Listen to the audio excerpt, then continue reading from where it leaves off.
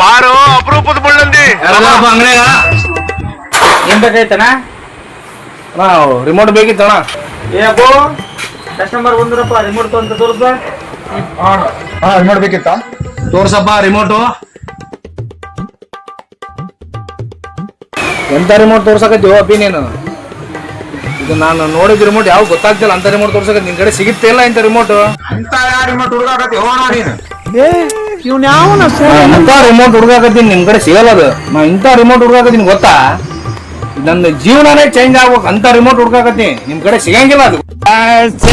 ಸಿಗದಿದ್ರ ಇಡೀ ಜಗತ್ತಲ್ಲಿ ಸಿಗಲ್ಲ ಅಪ್ಪಿ ನಿನಗ. ಏನ್ ಹೇಳಕತ್ತೀನಿ ನೀನು ಹೇಳಿ ನಿನ್ಗ? ಅಂತ ರಿಮೋಟ್ ಇಡೀ ಜಗತ್ತಲ್ಲಿ ತಿರ್ಗಾಡಿ ಸಿಗಲ್ಲ ನಿನ್ಗ.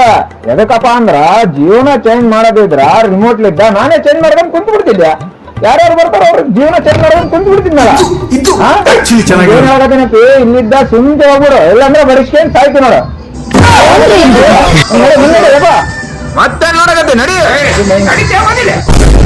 ಹೋದಂತ ಗಿರಕ್ಕೆ ಹೋದ್ ನೋ ಕಸ್ಟಮರ್ ಎಲ್ಲ ಹೋಯ್ದು ಅಂತ ಕಸ್ಟಮರ್ ಅಪ್ಪ ಜೀವನ ಚೇಂಜ್ ಮಾಡ್ಬೇಕಂತ